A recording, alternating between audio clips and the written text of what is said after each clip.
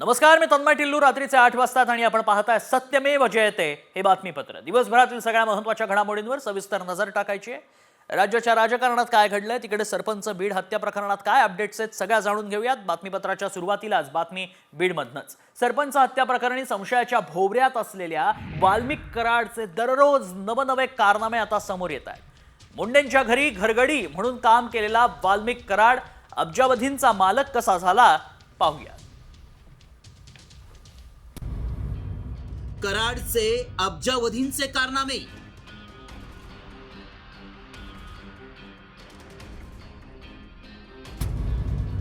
वाल्मिकची संपत्ती की कुबेराचा खजिना.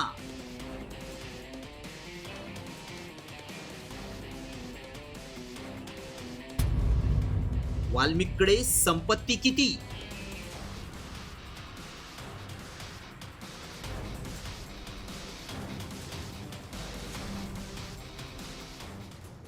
सरपंच संतोष देशमुख हत्या प्रकरणाचा सूत्रधार असल्याचा ठपका ठेवलेल्या वाल्मिक कराडबाबत दररोज नवनवे खुलासे समोर येत आहेत. त्यातच आता वाल्मिक कराडकडे अब्जावधींची संपत्ती असल्याचं समोर आलंय. वाल्मिक कराडनं खरेदी केलेली संपत्ती दोन्ही पत्नी आणि नातेवाईकांच्या नावावर खरेदी केल्याचंही पुढे आलंय. त्यातच आता कराडची दुसरी पत्नी ज्योती जाधवच्या नावावर खरेदी केलेल्या जमिनीचा सातबाराच दमानी यांनी सोशल मीडियावर पोस्ट केलाय. मात्र वाल्मिकची संपत्ती कुठे आणि किती आहे पाहूया. पिंपरी चिंचवडच्या काळेवाडीत मंजिरी आणि वाल्मिकचा 4 BHKचा फ्लॅट आहे, ज्याची किंमत 3.25 कोटी रुपये इतकी आहे. तर पिंपरी चिंचवडच्या वाकडमध्येच वाल्मिक आणि मंजिरीच्या नावे 2 BHKचा फ्लॅट देखील आहे, ज्याची किंमत जवळपास 1 कोटी रुपये इतकी आहे. पुण्यात त्याची दुसरी पत्नी ज्योती जाधव आणि विष्णू चाटेच्या नावे अलिशान ऑफिस आहे, ज्याची किंमत 35 कोटींच्या घरात आहे. तर पुण्यातल्या मगरपट्ट्यात ड्रायव्हरच्या नावे इमारतीचा मजला आहे, त्याची अंदाजे किंमत 75 कोटी रुपये इतकी आहे. हडपसरमध्ये ज्योती जाधवच्या नावे 2 फ्लॅट्स असून त्यांची किंमत 3 कोटी रुपये इतकी आहे. तर सिमरी पारगावमध्ये सुदाम नरोडेच्या नावे 50 एकर जमीन आहे. बार्शीतल्या शेंद्रीत ज्योती जाधवच्या नावे 50 एकर जमीन आहे. सिमरी पारगावमध्ये मनीषा नरोडेच्या नावे 10 ते 12 एकर जमीन आहे. सिमरी पारगावमध्येच वॉचमन योगेश काकडेच्या नावे देखील 15 ते 20 एकर जमीन आहे. जामखेडच्या दिघोळमध्ये ज्योती जाधवच्या नावावर 15 ते 20 एकर जमीन आहे. बीडमध्ये 50 एकर, बार्शीत 45 एकर, तर सोनपेठमध्ये 50 एकर जमीन आहे. याशिवाय केज, परळी आणि बीडमध्ये 4 ते 5 वाईन शॉप आहेत. वाल्मिक कराडच्या संपत्तीबाबत मोठे खुलासे होत असल्यानं या प्रकरणात ईडीनं लक्ष घालायला हवं, अशी मागणी शरद पवारांच्या राष्ट्रवादीनं केली आहे. ईडीची एंट्री व्हायला पाहिजे आता या संपत्तीच्या आकड्यावर. हो, व्हायला पाहिजे ना. ज्या पद्धतीने संपत्ती बाहेर येते, ज्या पद्धतीने येते त्या पद्धतीने व्हायलाच पाहिजे तपास. बरं, ह्या संपत्ती कुणाची असावी असं वाटतं तुम्हाला? विदेशात तुम्हाला काही शंका वाटते घ्यायचं? मी तुम्हाला म्हणतो, ट्रान्झॅक्शन बघितले, सगळ्याच गोष्टी लक्षात येतील तुम्हाला. औष्णिक विद्युत केंद्रांची राख ते धनंजय मुंडेंसोबत कंपन्यांमध्ये असलेली भागीदारी, यातून वाल्मिकनं अब्जावधींची माया जमवल्याची चर्चा रंगली आहे. त्यामुळे या प्रकरणाची ईडी मार्फत चौकशी होणार की ईडी विरोधकांच्या मागणीकडे दुर्लक्ष करणार, याचीच राज्याला उत्सुकता लागली आहे. ब्युरो रिपोर्ट, साम टीव्ही न्यूज. तर इकडे सोलापुरात देखील वाल्मिक कराडची दुसरी पत्नी ज्योती मंगल जाधवाच्या नावे जमीन आहे. बार्शीतील शेंद्री गावात 36 एकर जमीन असल्याचा दावा सामाजिक कार्यकर्त्या अंजली दमानी यांनी केलाय. तर याच शेतात सालगडी म्हणून राहणाऱ्या शिंदे कुटुंबानं गेल्या 3 महिन्यांपासून पैसे न दिल्याची खंत व्यक्त केली. कोटीच्या कोटी रुपयांमध्ये जाते. आपण बघू शकताय. दोघ जण आहेत. दोघ जणांचे महिने आम्हाला देत होते पैसे. आता 1-2 महिने, 2.5 महिने, 3 महिने होत आले, तर ते येत नाहीत. पैसा नाही, पाणी नाही, असं म्हणजे आमच्याकडेच नाही. आता आमची फार हालत चाललेली आहे. पुढच्या बातमीकडे. एका सराईत गुन्हेगाराला 2 शासकीय अंगरक्षक कसे, असा सवाल सामाजिक कार्यकर्ते अंजली दमानी यांनी विचारलाय. तर वाल्मिक कराडवर खंडणीचा FIR झाला त्या दिवसापर्यंत त्याला शासकीय सुरक्षा होती, असं ट्विटही दमानिया करतात. ट्विटमध्ये काय म्हटलंय अंजली दमानी यांनी पाहूयात. हे ट्विट अंजली दमानी यांचं. एका सराईत गुन्हेगाराला 2 शासकीय अंगरक्षक, हा घ्या, हे घ्या, ह्या घ्या तारखा. 1 जुलै 2022 पासून ते 12 डिसेंबर 2024 पर्यंत. म्हणजे खंडणीचा FIR झाला त्या दिवसापर्यंत यांच्या जीवाला धोका होता हे आपल्या बुद्धीला पटेल तरी का?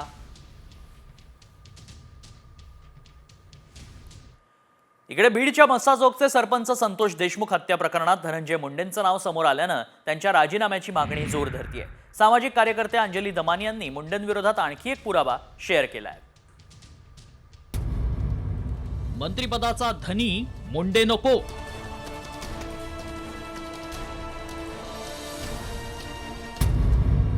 लाभार्थी मुंडेंचा राजीनामा घ्या, दमानी यांची मागणी.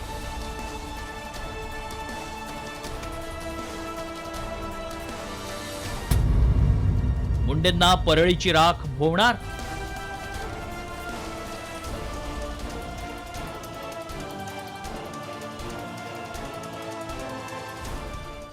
बीडच्या मस्साजोगचे सरपंच संतोष देशमुख हत्या प्रकरणात धनंजय मुंडेंचं नाव समोर आल्यानं त्यांच्या राजीनाम्याची मागणी जोर धरतीये.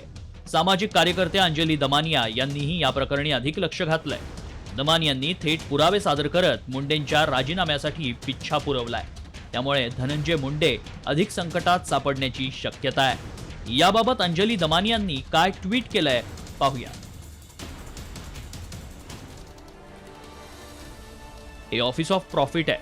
लाभार्थी धनंजय मुंडेंचा ताबडतोब राजीनामा घ्या. व्यंकटेश्वर इंडस्ट्रियल सर्व्हिसेस नावाच्या कंपनीचे majority share holder Dhananjay Munde आणि राजश्री धनंजय मुंडे. यात आधी वाल्मिक कराड डायरेक्टर होते. आजही ते शेअर होल्डर आहेत.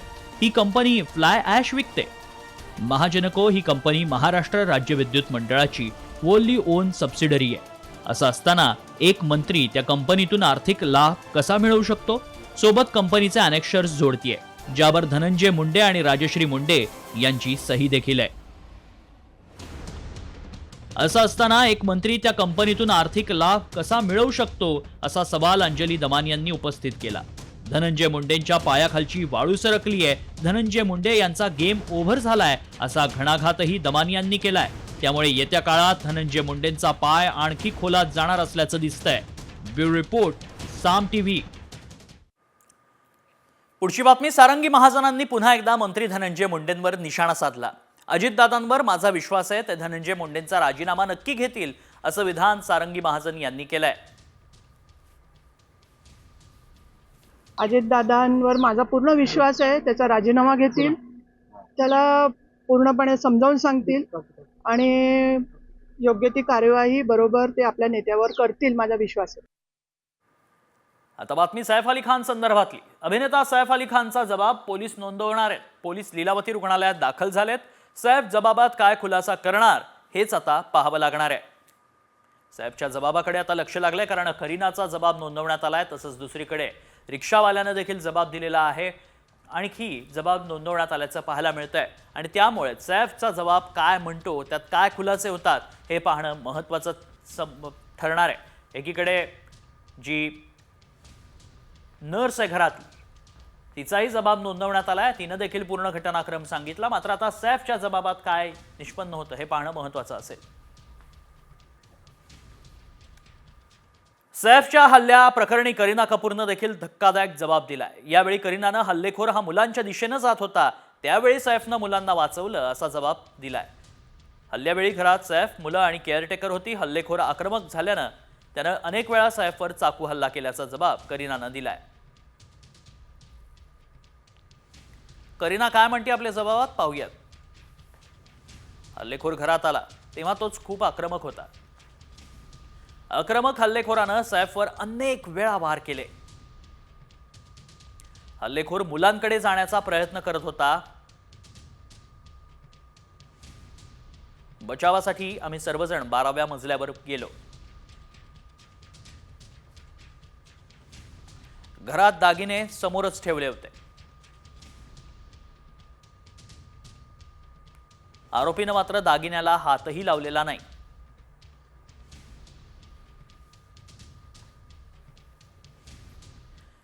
तर गरज पडल्यास करीना कपूरच्या पुन्हा जबाब नोंदवणार असल्याची माहिती पोलीस सूत्रांनी दिली आहे. सैफ अली खान हत्येच्या घटनेला 3 दिवस उलटले तरी हल्लेखोर अजूनही सापडलेला नाही.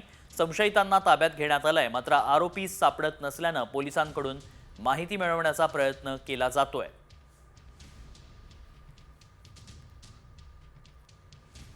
इकडे सैफ अली खान हल्ल्याप्रकरणी एकाला छत्तीसगडमधून ताब्यात घेण्यात आलंय. या आरोपीचा फोटो साम टीव्हीच्या हाती लागलाय.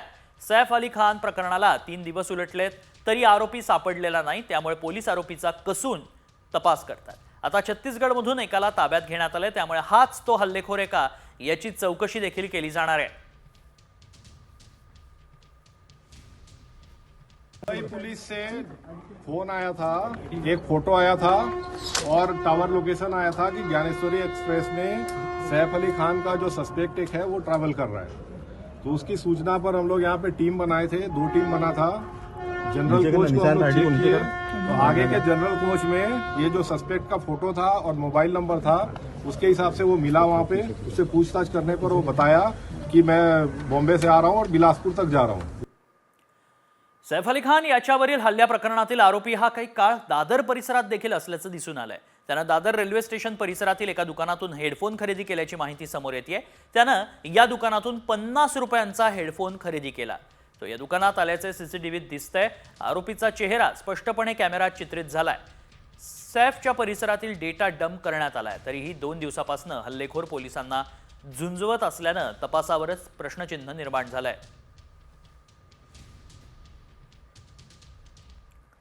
सैफवरील हल्ला प्रकरणी हल्लेखोराचा नवा व्हिडिओ देखील आता समोर आलाय. हल्ल्यानंतर हा आरोपी वांद्रे इथून दादरला गेला. हा आरोपी दादर स्थानकातून बाहेर पडतानाचा व्हिडिओ समोर आलाय. याआधी आरोपीनं दादरमध्ये हेडफोन खरेदी केल्याचंही दिसलंय.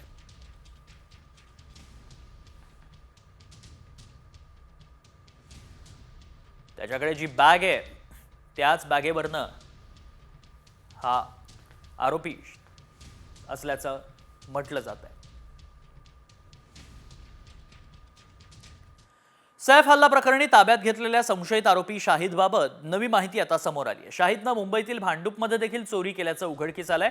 इमारतीमध्ये काम करणाऱ्या महिलेची पर्स, मोबाईल तसंच रहिवाशांच्या बुटाची चोरी झाली होती. या प्रकरणी पोलिसांनी शाहिदला ताब्यात घेतलं होतं. जो संशयित आहे शाहिद, त्यानं आधी चोरी केल्याचं पाहायला मिळालंय, मात्र त्यानं पर्स आणि बुटांची चोरी केल्याचं तपासात निष्पन्न झालंय. सैफ अली खानवर हल्ला करून आरोपी 2 वाजून 33 मिनिटांनी पळाला होता आणि त्यानंतर नॅशनल कॉलेजच्या जंक्शनवर आरोपी 7 वाजून 5 मिनिटांनी चित्रित झालाय. दरम्यानच्या काळात हल्लेखोर बस स्टॉपवर झोपल्याची माहिती सूत्रांनी दिली आहे. अद्याप सैफच्या हल्लेखोराला पकडण्यात पोलिसांना अपयश आलंय, त्यामुळे पोलिसांच्या तपासावरच प्रश्नचिन्ह उपस्थित होत आहे.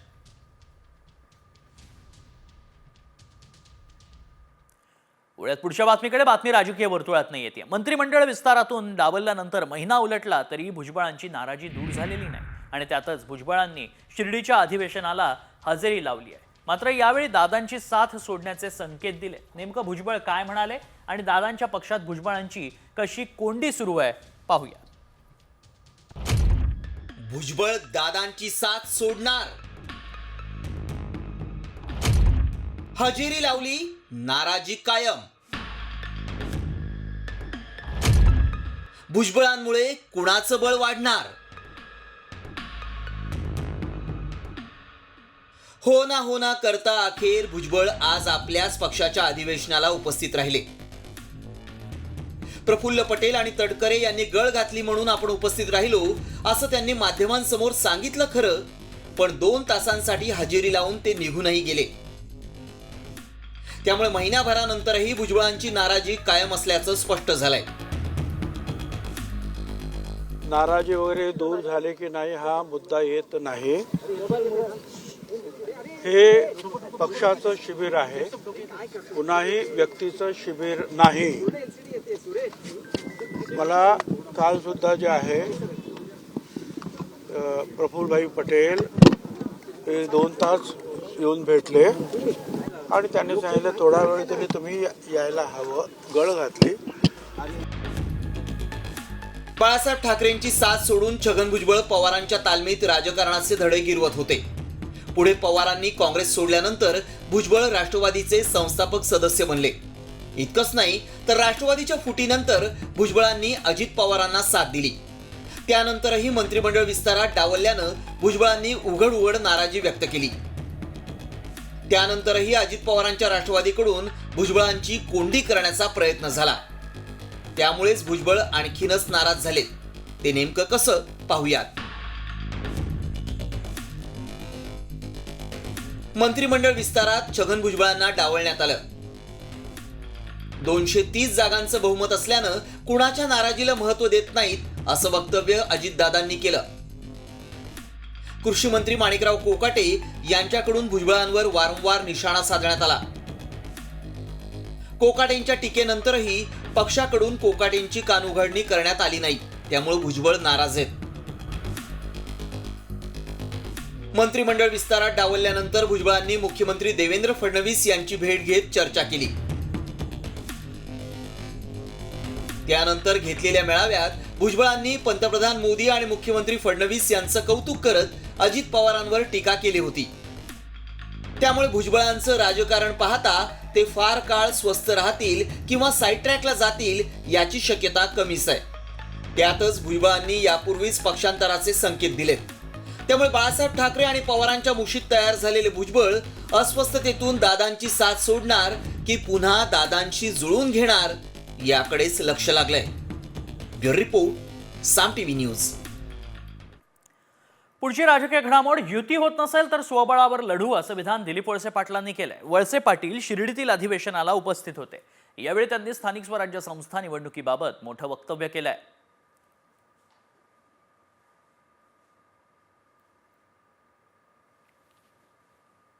छगन भुजबळ नाराज असल्याची चर्चा आहे. अनेक कार्यक्रमांना त्यांनी अनुपस्थिती त्यांची दिसून आली. आज ज्येष्ठ आहात, काही संपर्क झाला त्यांच्याशी? आज ते बहुतेक येतील, भुजबळ साहेब येतील अशी माझी अपेक्षा आहे. माझा काही कोणाशी बोलणं झालं नाही किंवा त्यांच्याशी बोलणं झालं नाही, पण ते येतील असं मला वाटतं. इकडे अजित पवारांचा कार्यकर्त्यांना कानमंत्र दिल्याचं त्यांनी पाहायला मिळतंय. पक्षप्रवेशाच्या कार्यक्रमाला जाऊ नका, काही लोक गुंड प्रवृत्तीचे असल्याचं सांगितलं. कराड प्रकरणानंतर अजित पवारांनी सावध पवित्रा घेतल्याचं आता पाहायला मिळतंय. नेमकं काय म्हणालेत अजित पवार? अजित पवारांनी हा कानमंत्र दिल्याचं पाहायला मिळालंय. पक्षप्रवेशाच्या कार्यक्रमाला जाऊ नका, काही लोक गुंड प्रवृत्तीची असल्याचंही त्यांनी सांगितलंय. त्यामुळे वाल्मिक कराड प्रकरणानंतर आता अजित पवार मात्र सावध पवित्रा घेताना पाहायला मिळत आहेत. त्यांनी थेट कानमंत्र दिलाय.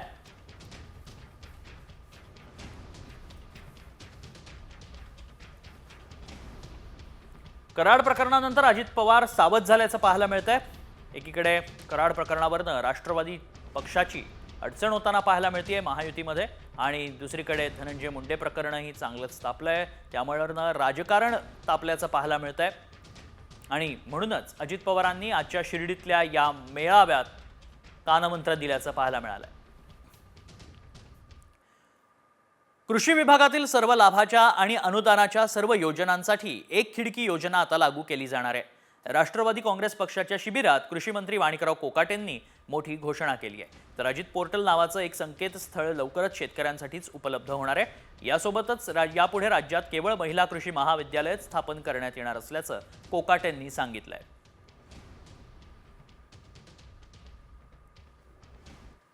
शरद पवार गटाचे माळशिरसचे आमदार उत्तमराव जानकर आमदारकीचा राजीनामा देणार आहेत. 23 जानेवारीला आमदारकीचा राजीनामा देणार असल्याचं उत्तमराव जानकरांनी जाहीर केलं. माळशिरसमध्ये बॅलेट पेपरवर निवडणूक घेण्याची मागणी जानकरांनी केली आहे. तर विधानसभा अध्यक्षांकडे राजीनामा द्यावा लागतो अशी आठवण करून देत राष्ट्रवादी प्रदेशाध्यक्ष तटकरेंनी जानकरांना खोचक टोला लगावलाय. गेली 1 महिना या तालुक्याचा आक्रोश आहे. आम्ही अनेक पत्र लिहिलेले आहेत. आता तर प्रतिज्ञापत्र आम्ही तयार केलेले आहेत. धानोरी गावची 1200 लोकांची प्रतिज्ञापत्र आहेत. मार्कडवाडी गावची जवळजवळ 1466 लोकांचं प्रतिज्ञापत्र ॲफिडेव्हिट करून आधार कार्ड जोडून ह्या सगळ्या लोकांनी निवडणूक आयोगाकडे मागणी करत आहे. याशिवाय मी माझा राजीनामाही इलेक्शन कमिशनला दिल्लीला देत आहे आणि त्या ठिकाणी मागणी करत आहे की आम्हाला समजेल अशा पारदर्शी पद्धतीनं निवडणूक घ्या. विधानसभा सदस्य, विधान परिषद सदस्य, लोकसभा सदस्य, राज्यसभा सदस्य यांना त्यांचा राजीनामा त्या विधानसभा अध्यक्ष असतील, विधान परिषदेचे सभापती असतील, लोकसभेचे अध्यक्ष असतील, राज्यसभेचे उपाध्यक्ष असतील, त्यांच्याकडे द्यावा लागतो. तोच खरा अधिकृत राजीनामा असतो. इतर देखाव्यासाठी, पब्लिसिटीसाठी, नैराश्यासाठी हे तयार केलेले हे सगळे फेक नॅरेटिव्ह आहे, त्यातला तो एक भाग आहे. बातमी लाडक्या बहिणी संदर्भातली. विधानसभा निवडणुकीमध्ये सर्वात चर्चेत ठरलेली लाडकी बहीण योजना नको अशी भूमिका अनेक बहिणींनी आता घेतली आहे. मात्र या लाडक्या बहिणी नेमक्या कोणत्या कारणामुळे घाबरल्या आहेत त्यावरचा हा रिपोर्ट. लाडकींना नको सरकारचे पैसे. अपात्रतेची भीती, लाडकीची माघार.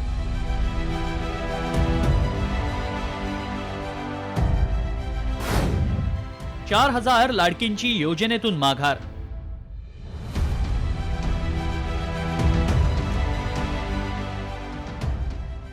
विधानसभा निवडणुकीमध्ये महायुतीच्या पाठीशी ठाम उभ्या राहिलेल्या लाडक्या बहिणींवर आता अपात्रतेची टांगती तलवार आहे. त्यातच निकषाबाहेर लाभ घेतलेल्या लाडक्या बहिणींकडून दंडासहित पैसे वसूल करण्याचा इशारा सत्ताधारी नेत्यांकडून दिला जातोय. एवढंच नाही तर लाडक्या बहिणींना देण्यात आलेला लाभ त्यांच्या खात्यातून वसूल करण्याच्या हालचाली सुरू असल्याची माहिती सूत्रांनी दिली आहे. त्यामुळे तब्बल 4,000 घाबरलेल्या लाडक्या बहिणींनी योजनेतून माघार घेण्यासाठी लेखी अर्ज दाखल केल्याचं समोर आलंय. तर मंत्री आदिती तटकरेंनी लाडक्या बहिणींनी पैसे परत केले नाहीत तर त्यांच्याकडून वसुली करण्याचे संकेत दिलेत. संदर्भामध्ये सुद्धा माहिती दिली की आम्ही क्रॉस व्हेरिफिकेशन मध्ये अशा पद्धतीनं आढळल्यास त्यांना त्या संदर्भातली माहिती देऊन आत्ता जसं 4-4.5 बहिणी पुढे आलेल्या आहेत आणि त्या स्वतःहून शासनाला ते रिटर्न करत आहेत, तशाच पद्धतीनं ज्यांनी चुकीच्या पद्धतीनं घेतलेल्या आहेत त्यांना त्या संदर्भामध्ये एकदा तो डेटा आम्हाला जसा मिळत जाईल त्यांना त्या संदर्भातली माहिती दिली जाईल आणि राज्य शासनाच्या तिजोरीमध्ये तो त्या पद्धतीनं जमा केला.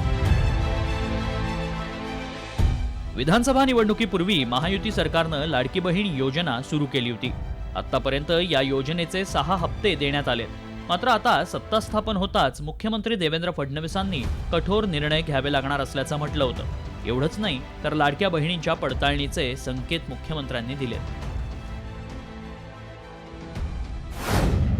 केवळ पिवळ्या आणि केशरी शिधापत्रिकाधारक लाडकींनाच लाभ मिळेल. नमो शेतकरी सन्मान योजनेतील 19,20,000 महिलांना केवळ 500 रुपये मिळणार. संजय गांधी निराधार योजनेतील महिलांना लाडकी बहीण योजनेतून वगळणार. लाडकी बहीण योजनेच्या निधीसाठी सरकारला तारेवरची कसरत करावी लागतेय. या योजनेसाठी आतापर्यंत 2,63,00,000 लाडक्या बहिणींनी अर्ज केलेत. त्यातील 2,47,00,000 लाडक्या पात्र ठरल्या आहेत तर आतापर्यंत 2,34,00,000 लाडक्या बहिणींना सरकारनं 6 हप्ते दिलेत. यातील तब्बल 4,00,000 लाडकींनी निकषाबाहेर लाभ घेतल्याची चर्चा आहे. त्यामुळे किती लाडक्या बहिणी अर्ज मागे घेणार याबरोबरच सरकारच्या पडताळणीत बाद ठरलेल्या लाडक्या बहिणींकडून सरकार वसुली करणार का असे प्रश्न आता उपस्थित केले जात आहेत. ब्युरो रिपोर्ट, साम टीव्ही न्यूज. आणि आता बातमी येते साम टीव्हीच्या इम्पॅक्टची. सरपंच संतोष देशमुखांच्या हत्येचं प्रकरण गाजत असताना मोठी बातमी समोर आली आहे. लातूरमध्ये किरकोळ वादातून एका सरपंचालाच बेदम मारहाण करण्यात आली. लातूरच्या निलंगा तालुक्यातल्या शेडोळवाडी ग्रामपंचायतीमधला हा सगळा धक्कादायक प्रकार. किरकोळ वादाचं रूपांतर मारहाणीत झालं. गावातल्याच 2 तरुणांनी या सरपंचावर हल्ला चढवला. सरपंचाला बेदम मारहाण करतानाचा व्हिडिओ समोर आलाय. साम टीव्हीनं बातमी दाखवली आणि गुन्हा दाखल करण्यात आला.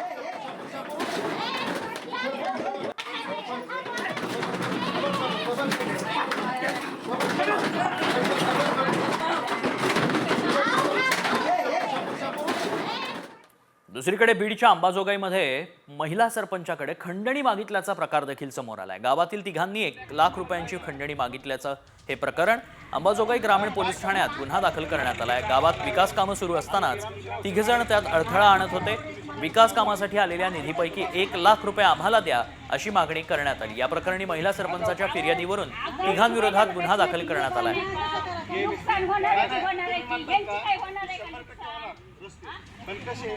आम्हाला कुठलंही काम करू देत नाही तर फक्त माजी सरपंच वसंत सोपान शिंदे, अनिल लालासाहेब देशमुख, ज्ञानोबा श्रीमंत देशमुख ही खंडणी मागतात. सारखंच आम्हाला म्हणतात की तू पैसे जर दिलीस तर तुला काम करू देणार नाही तर काम करू देणार नाही. शाळेचं काम 4 लाखाचं आलंय तर त्याच्यातले 1 लाख रुपये दे म्हणून मी ग्रामपंचायतच्या मधून काम आटपून शाळेकडे चालले होते तर त्यांनी मला तिघांनी अडविलं. आम्हाला न्याय द्या, नाही तर उपोषणाचं आम्ही हे करणार, निवेदन देणार, आत्मदहन करणार आहे. आणि आता बातमी येते मुंबईतनं. मुलुंडमध्ये मनसेनं परप्रांतीयाला चोप दिल्याची. मराठी कुटुंबाला परप्रांतीयानं अरेरावी केल्यानं चोप दिलाय. मुलुंड पश्चिम इथं फास्ट फूड कॉर्नरवर कामगारांना अरेरावी केली होती. तसंच तो परप्रांतीय मराठी कुटुंबावर धावूनही गेला होता. आणि त्यानंतर घाबरलेल्या मराठी कुटुंबानं मनसे पदाधिकाऱ्यांना हा सर्व प्रकार सांगितला. त्यानंतर त्याला मनसे स्टाईल धडा शिकवण्यात आला.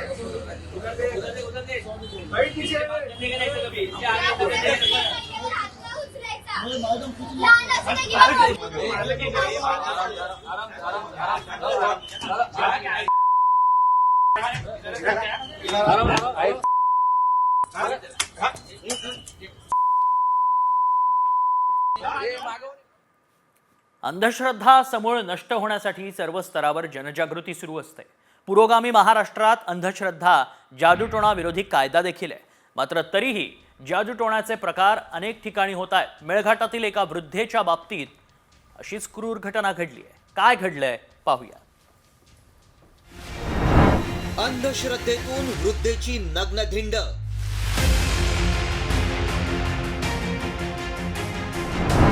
दोरखंडाने बांधलं, चटके दिले. पुरोगामी महाराष्ट्रात चाललंय काय? महाराष्ट्रातल्या सगळ्या संतांनी लोकांचं प्रबोधन करत अंधश्रद्धेवर, बुरसटलेल्या परंपरांवर प्रहार केलाय. अंधश्रद्धा निर्मूलन समिती आणि काही सामाजिक संस्थाही सातत्यानं जनजागृती करत असतात. मात्र तरीही शहरापासून ते खेड्यापर्यंत करणी, जादूटोणा असे प्रकार घडतायत. अशीच एक राज्याला हादरवणारी घटना मेळघाटात घडली आहे. जादूटोण्याच्या संशयावरून 77 वर्षांच्या वृद्धेची नग्न धिंड काढण्यात आली आहे. इतकंच नाही तर तिला सळईचे चटके आणि मिरचीची धुरी देण्यात आली आहे. तोंडाला काळही फासण्यात आलं. चिखलदरा तालुक्यातल्या रेहटाखेडा गावात हा धक्कादायक प्रकार घडलाय. लाजिरवाणी गोष्ट म्हणजे यावेळी संपूर्ण गाव केवळ बघ्याच्या भूमिकेत होतं. या क्रूर घटनेनंतर पोलिसांनी फक्त मारहाणीचा गुन्हा दाखल केलाय. उसको लोहा गरम करके लोहा का चटका भी दिया. फिर उसके बाद में उन लोगों ने उसका मुंह में काला पोट डालकर उसको कपड़े का गठोड़े भोजा के चप्पल का हार पहनाया और गांव घुमाया और गांव से बाहर निकाला. मैं न्याय के लिए बहुत तड़प रही हूँ कि आप मुझे न्याय दिला सकते क्या? राज्यात अंधश्रद्धा आणि जादूटोणा विरोधी कायदा आहे. या कायद्यातल्या तरतुदीनुसार गुन्हा दाखल केलेला नाही. याच कुटुंबाच्या 4 एकर शेतात पोलीस पाटलानं अंगणवाडी बांधल्याचा आरोप देखील केला जातोय. पोलीस पाटलाचाही या प्रकरणात सहभाग असल्याचा आरोप आहे. तो ये मैटर की गंभीरता को समझते हुए मैंने अपने लेवल से थानेदार को इंक्वायरी के लिए भेजा है. वो इंक्वायरी करने वाले हैं एंड जो कंप्लेनेंट के एलिगेशंस है अगर वो सही निष्पन्न हुआ है ऐसा लगता है तो देन ज़रूर हम एफआईआर में संबंधित कायदे के सेक्शन जोड़ के जो भी आरोपी हैं उनको निष्पन्न करके उनके खिलाफ में कार्रवाई करेंगे. जादूटोण्याच्या संशयावरून मारझोड धिंड काढली गेली ही 21व्या शतकात व्यवस्थेलाही काळीमा फासणारी बाब आहे. जादूटोणा या जगात नसतानाही यासाठी पुरोगामी महाराष्ट्र शासनाने 2013ला जादूटोणा विरोधी कायदा पारित केला आणि त्यामधील अनुसूची 6 व 7 नुसार संशय घेणे, धिंड काढणे, मारहाण करणे हा कायद्याने गुन्हा आहे. त्यासोबतच पीडित वृद्ध महिला, आदिवासी आहे, ॲट्रॉसिटी ॲक्टनुसारही गुन्हा दाखल होणे जरुरी आहे. नुकतंच जालना जिल्ह्यातील गोंदी गावात झेडपीच्या शाळेत जादूटोण्याचा प्रकार घडला होता. देशात अग्रेसर असलेल्या महाराष्ट्राचा अनेक बाबतीत आदर्श आहे. मात्र दुर्गम भागातल्या काही घटनांनी पुरोगामी महाराष्ट्राला धक्का बसलाय. यासाठी प्रभावी जनजागृतीची गरज आहे आणि कायद्याच्या कडक अंमलबजावणीचीही आवश्यकता आहे. तरच अशा घटनांवर अंकुश बसू शकेल. ब्युरो रिपोर्ट, साम टीव्ही न्यूज. आणि जादूटोण्याच्याच संशयावरून एका 77 वर्षांच्या वृद्ध महिलेची नग्न धिंड प्रकरणात अखेर गुन्हा दाखल करण्यात आलाय. साम टीव्हीच्या बातमीच्या दणक्यानंतर आता पोलिसांनी हा गुन्हा दाखल केलाय. अमरावतीच्या चिखलदरा पोलीस ठाण्यात गुन्हा दाखल करण्यात आलाय। या प्रकरणी 5 जणांना पोलिसांनी बेड्या ठोकल्या। 5ही जणांविरोधात महाराष्ट्र नरबळी अमानुष अनिष्ट अघोरी प्रथा जादूटोणा कायद्याअंतर्गत गुन्हा दाखल झाला आहे।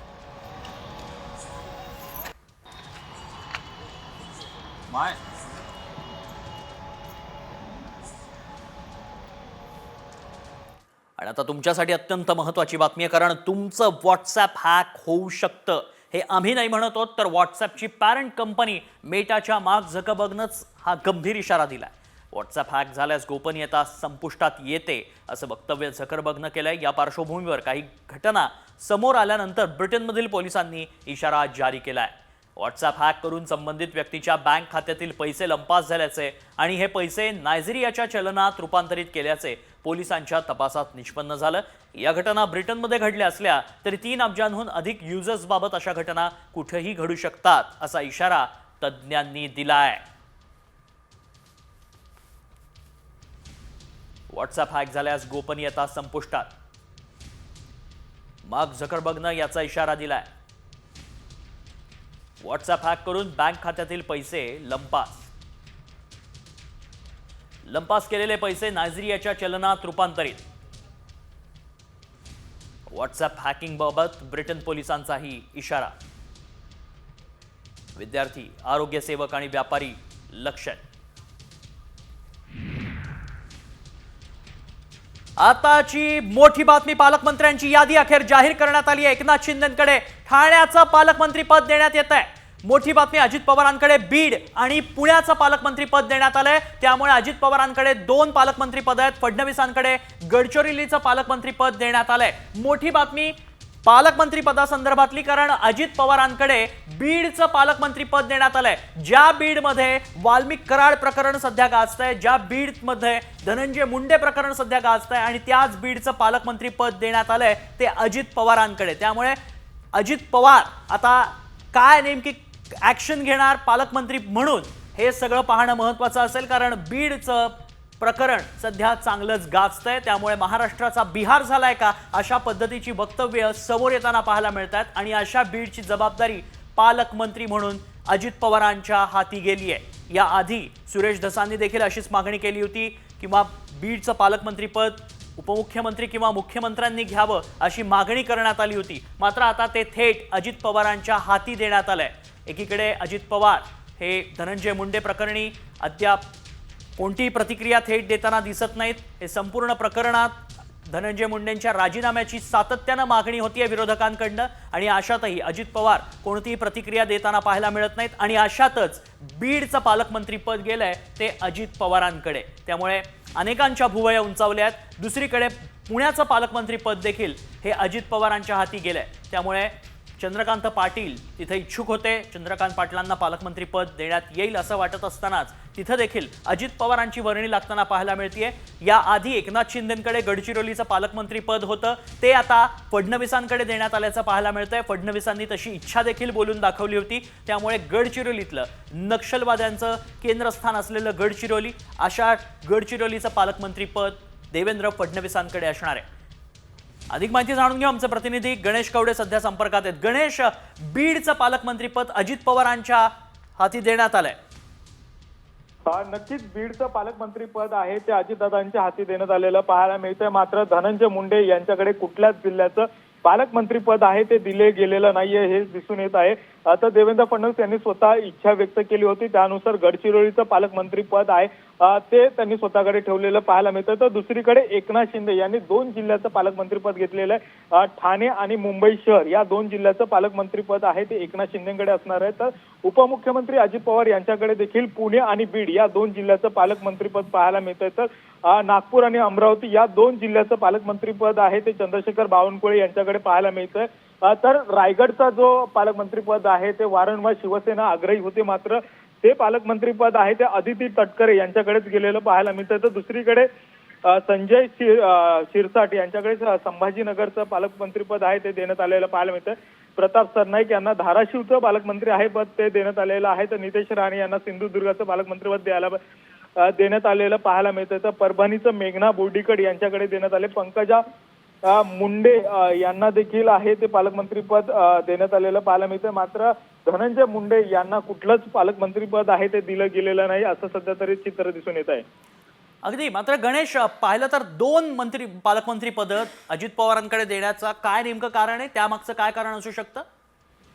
नक्कीच प्रामुख्याने जर बघितलं जात असेल तर बीडचं पालकमंत्री पद आहे ते मुंडे कुटुंबियांना मिळू नये ही प्रामुख्याने मागणी होती. कारण की गेल्या वेळेस जर बघितलं असेल तर बीडचं पालकमंत्री पद आहे धनंजय मुंडे यांच्याकडे होतं. मात्र धनंजय मुंडे यांचे निकटवर्गीय वाल्मिक कराड सध्या अडचणीत सापडलेले आहे. त्यामुळे धनंजय मुंडे यांचा देखील राजीनामा मागितला जातोय. त्यामुळे कुठेतरी धनंजय मुंडे यांना पालकमंत्री पद आहे ते कुठल्याच जिल्ह्याचं दिलं नाही आणि अजित पवार यांनीच पालकमंत्री पद घ्यावं ही प्रामुख्याने मागणी आहे. तिथल्या सर्वच नेत्यांकडून घेण्यात येत होती. प्रामुख्याने जर बघितलं असेल तर सुरेश धस यांची ही प्रामुख्याची मागणी होती की बीडचं पालकमंत्रीपद एकतर मुख्यमंत्री किंवा उपमुख्यमंत्री यांनीच घ्यावं आणि त्याचनुसार हा निर्णय आहे तो घेतलेला पाहायला मिळतोय. कारण की धनंजय मुंडे यांना जर पालकमंत्रीपद दिलं तर पुन्हा एकदा त्यामध्ये घोटाळा होऊ शकतो. या आरोपीला आहे ते मदत केली जाऊ शकते अशा पद्धतीची टीका देखील आहे ती केली जात होती. त्याचमुळे कुठेतरी धनंजय मुंडेंना पालकमंत्री पदावरून आहे ते डावलण्यात आलेलं पाहायला मिळते. तर शिरसा प्रामुख्याने भरत गोगावले यांची ही मागणी होती ती देखील आहे ती पूर्ण झालेली नाही. तर मुंबई उपनगरामध्ये देखील आहे ते भाजपचे 2 नेत्यांना पालकमंत्रीपद दिलेलं पाहायला मिळतंय. आशिष शेलार असतील आणि मंगलप्रभात लोढा ह्या दोघांकडे आहे ते मुंबई उपनगराची आहे ती जबाबदारी दिलेलं पाहायला मिळते. नाशिकचं पालकमंत्रीपद देखील आहे ते शिवसेना आग्रही होती मात्र भाजपने स्वतःकडे ठेवलेलं पाहायला मिळतं. गिरीश महाजन हे नाशिकचे एक पालकमंत्री असतील तर पालघरमध्ये आहे ते गणेश नाईक यांच्याकडे हे पालकमंत्रीपद दिलेलं पाहायला मिळतं. तर यवतमाळमध्ये आहे संजय राठोड यांच्याकडे तर खरं तर हे पालकमंत्रीपद दिलेलं आहे. साताऱ्यामध्ये आहे ते 4 मंत्री होते मात्र साताऱ्यातलं पालकमंत्रीपद नेमकं कोणाकडे जाईल याची देखील चर्चा होती. त्याचप्रमाणे शंभूराज देसाई यांच्याकडे खरं तर साताऱ्याचं हे पालकमंत्रीपद गेलेलं आहे. तर सोलापूरचं जयकुमार गोरे, हिंगोलीचं आहे ते नरहरी झिरवळ यांच्याकडे पालकमंत्रीपद गेलेलं पाहायला मिळतंय.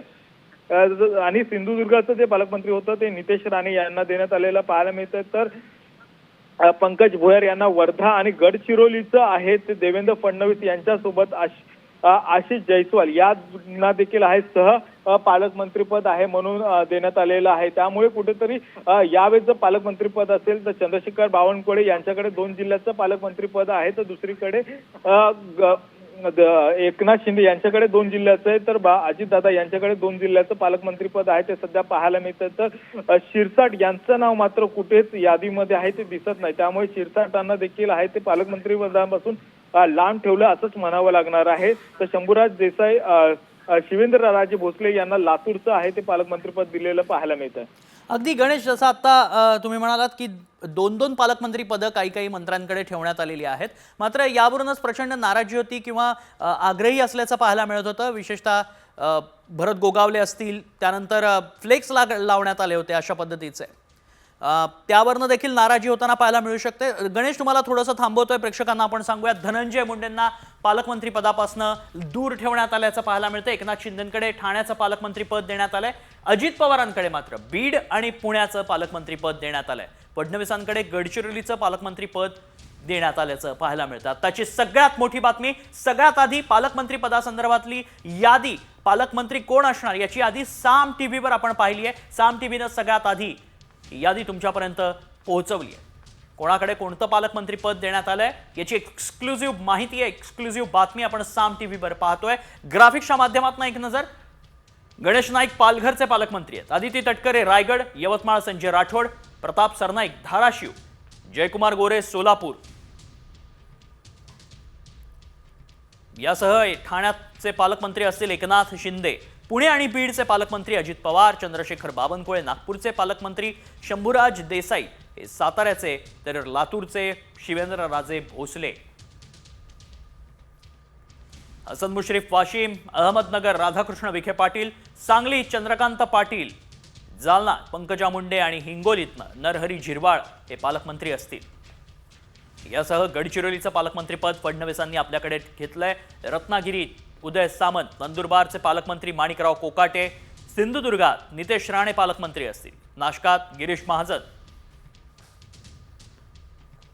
पालघरमध्ये गणेश नाईक, रायगडमध्ये आदिती तटकरे, यवतमाळमध्ये संजय राठोड, धाराशिवचे प्रताप सरनाईक तर सोलापूरमध्ये जयकुमार गोरे हे पालकमंत्री असतील.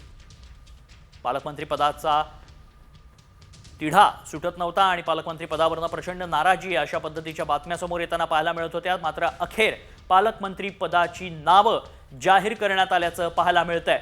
जालन्याचं पालकमंत्री पद पंकजा मुंडेंना देण्यात आलंय. मात्र अजित पवारांकडे बीड आणि पुण्याचं पालकमंत्री पद कायम असल्याचं पाहायला मिळतंय.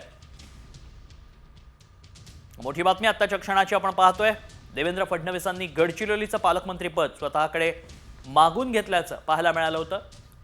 एका कार्यक्रमामध्ये नक्षल्यांनी आत्मसमर्पण देखील केल्याचं पाहायला मिळालं आणि त्यानंतर त्याच कार्यक्रमात बोलताना फडणवीसांनी ही इच्छा प्रकट केली होती आणि अखेर त्यांनीच गडचिरोलीचं पालकमंत्री पद स्वतःकडे ठेवलंय. मात्र धनंजय मुंडेंना पालकमंत्री पदातनं वगळण्यात आलंय, दूर ठेवण्यात आलंय. बीडमध्ये दोन्ही मुंडेंना पालकमंत्री पद देण्यात आलेलं नाही. यातून स्पष्ट होताना पाहायला मिळतंय. मोठी बातमी आपण पाहतोय. फडणवीसांनी जरी गडचिरोलीचं पालकमंत्री पद घेतलं असलं तरी दुसरीकडे बीडचं पालकमंत्री पद हे अजित पवारांच्याकडे असणार आहे.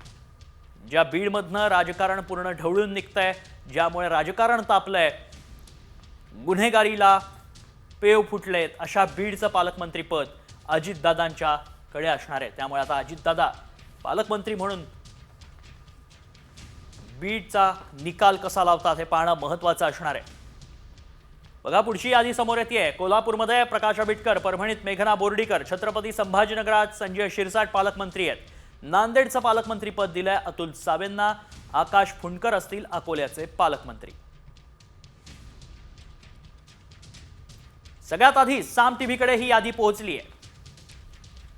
ठाण्यात एकनाथ शिंदे, पुणे आणि बीड अजित पवार, नागपूर चंद्रशेखर बावनकुळे, साताऱ्याचे पालकमंत्री शंभूराज देसाई, लातूरमध्ये शिवेंद्रराजे भोसले. पालकमंत्री पदाची यादी जाहीर झाली आहे. वाशिम हसन मुश्रीफ, गडचिरोली देवेंद्र फडणवीस, रत्नागिरी उदय सामंत, नंदुरबार माणिकराव कोकाटे, सिंधुदुर्ग नितेश राणे, नाशिक गिरीश महाजन. पालकमंत्री पदाची यादी आपण पाहतोय. पालकमंत्र्यांची ही यादी आहे. सगळ्यात आधी साम टीव्हीनं तुमच्या समोर ही यादी आणली आहे. पालघरमध्ये गणेश नाईक, रायगडच्या आदिती तटकरे पालकमंत्री असतील. यवतमाळचं पालकमंत्री पद संजय राठोड, धाराशिव प्रताप सरनाईक, सोलापूर जयकुमार गोरे, कोल्हापूर प्रकाश आंबेडकर, परभणी मेघना बोर्डीकर, छत्रपती संभाजीनगर संजय शिरसाट, नांदेड अतुल सावे, अकोला आकाश फुंडकर. सगळ्यात महत्त्वाची आणि मोठी बातमी पालकमंत्री पदासंदर्भातली. धनंजय मुंडेंना मात्र पालकमंत्री पदापासनं वगळलंय. पालकमंत्री पदातनं त्यांना वगळण्यात आलंय. त्यांच्यावर कोणत्याही जिल्ह्याचं पालकमंत्री पद देण्यात आलेलं नाही. बीडपासून तर त्यांना लांब ठेवण्यातच आलंय, मात्र इतर कोणत्याही जिल्ह्याचं पालकमंत्री पद त्यांना देण्यात आलेलं नाही. आपण पाहतोय आत्ताची मोठी बातमी. पुणे आणि बीडचं पालकमंत्री पद अजित पवारांनी स्वतःकडे ठेवलंय. एकनाथ शिंदे देखील ठाण्याचे पालकमंत्री आहेत. देवेंद्र फडणवीस गडचिरोली, अजित पवार बीड आणि पुणे, एकनाथ शिंदे हे देखील मुंबई शहर आणि ठाण्याचे पालकमंत्री आहेत. पुढची यादी समोर येताना पाहायला मिळते. गुलाबराव पाटील जळगाव, मुंबई उपनगर आशिष शेलार, मकरंद पाटील बुलढाणा, पंकज भोयर वर्धा आणि गोंदियाचे पालकमंत्री असतील बाबासाहेब पाटील. साम टीव्हीवर आपण पालकमंत्री पदाची यादी बघतोय. पालकमंत्री कोण कोण आहेत, कोणत्या जिल्ह्याचे ते आपण पाहतोय. रायगडमध्ये देखील भरत गोगावले यांची वर्णी पालकमंत्रीपदी लागलेली नाही. पुन्हा एकदा मागेही एकनाथ शिंदेंच्या सरकारमध्ये देखील भरत गोगावले हे पालकमंत्री पदासाठी प्रचंड इच्छुक असल्याचं पाहायला मिळालं होतं. मात्र तेव्हाही त्यांना पालकमंत्री पदावर त्यांची वर्णी लागली नाही. दुसरीकडे त्यांना मंत्रिमंडळातही त्यावेळेला स्थान देण्यात आलं नव्हतं. यंदाही मंत्रिमंडळात जरी असले भरत गोगावले तरी त्यांना पालकमंत्री पदापासून दूर ठेवण्यात आलंय.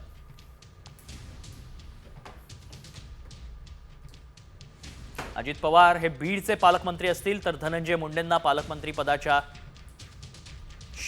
रेसमधनं वगळण्यात आलं. यांच्याकडे कोणतंही पालकमंत्री पद देण्यात आलेलं नाही. त्यामुळेच आता अनेक प्रश्न उपस्थित झालेत, अनेक शक्यता उपस्थित झाल्या, चर्चांना उधाण येत आहे. साम टीव्हीवर सगळ्यात आधी आपण ही यादी बघतोय. ठाण्याचे पालकमंत्री असतील एकनाथ शिंदे. अजित पवारांकडे बीड आणि पुण्याचं पालकमंत्रीपद. चंद्रकांत पाटील खरं तर आग्रही होते पुण्याचं पालकमंत्रीपद त्यांना मिळावं यासाठी, मात्र त्यांना सांगलीचं पालकमंत्रीपद देण्यात आलंय आणि पुण्याचं पालकमंत्रीपद हे अजित पवारांकडे कायम असल्याचं पाहायला मिळत आहे.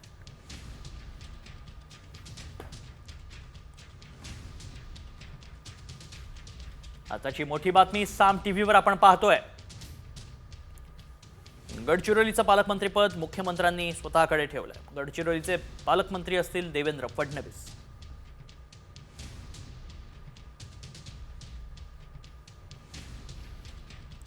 मोठी बातमी या क्षणाची आपल्या समोर येते. मुख्यमंत्री देवेंद्र फडणवीस हे गडचिरोलीचे पालकमंत्री असतील. उपमुख्यमंत्री एकनाथ शिंदे ठाण्याचे, तर उपमुख्यमंत्री अजित पवार यांनी बीड आणि पुण्याचं पालकमंत्रीपद त्यांना देण्यात आलंय. पालकमंत्रीपद कोणाकोणाला नाही तेही आता पाहूया.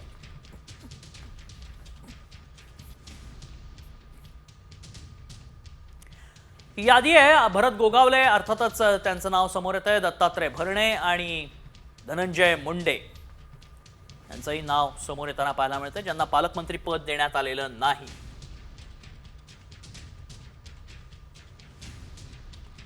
धनंजय मुंडे, भरत गोगावले, दत्तात्रय भरणे पालकमंत्री पद देण्यात आलेलं नाही. त्यांची यादी आपण साम टीव्हीवर पाहतोय. पुन्हा एकदा पाहूयात पालकमंत्री पद कोणत्या जिल्ह्याचं कोणाकडे येते त्यावर एक नजर टाकूया. बघा, एकनाथ शिंदे ठाणे, पुणे आणि बीडचे पालकमंत्री अजित पवार, नागपूरचे पालकमंत्री चंद्रशेखर बावनकुळे, साताऱ्याचे पालकमंत्री शंभूराज देसाई, लातूरचे पालकमंत्री असतील शिवेंद्रराजे भोसले, वाशिमचे पालकमंत्री हसन मुश्रीफ, नगरचे अहिल्यानगरचे पालकमंत्री राधाकृष्ण विखे पाटील, सांगलीचे चंद्रकांत पाटील, जालन्याच्या पालकमंत्री पंकजा मुंडे, हिंगोलीचे नरहरी झिरवाळ, गडचिरोलीचे पालकमंत्री देवेंद्र फडणवीस, रत्नागिरीचे उदय सामंत, नंदुरबारचे माणिकराव कोकाटे, सिंधुदुर्गाचे नितेश राणे आणि नाशिकचे गिरीश महाजन. पालघरचं पालकमंत्रीपद गणेश नाईकांकडे, रायगड आदिती तटकरे, यवतमाळ संजय राठोड, धाराशिव प्रताप सरनाईक, सोलापूर जयकुमार गोरे, कोल्हापूर प्रकाश आबिटकर, परभणी मेघना बोर्डीकर, छत्रपती संभाजीनगरचं पालकमंत्रीपद संजय शिरसाट यांना देण्यात आलंय. नांदेडचं पालकमंत्रीपद अतुल सावेंकडे, जळगावचं पालकमंत्रीपद गुलाबराव पाटील, मुंबई उपनगर आशिष शेलार, बुलढाणा मकरंद पाटील, वर्धा पंकज भोयर, गोंदिया बाबासाहेब पाटील. तर कोणाला पालकमंत्री पद देण्यात आलेलं नाही ते देखील पाहूया. धनंजय मुंडे मंत्री आहेत. मंत्री असलेले भरत गोगावले आणि दत्तात्रय भरणे यांना पालकमंत्री पद देण्यात आलेलं नाही. धनंजय मुंडे यांना बीडचं पालकमंत्री पद देण्यात येईल अशी शक्यता होती, मात्र गेल्या काही दिवसांपासून जे राजकारण सुरू झालंय त्यावरून पालकमंत्री पदापासून त्यांना दूर ठेवण्यात आलंय.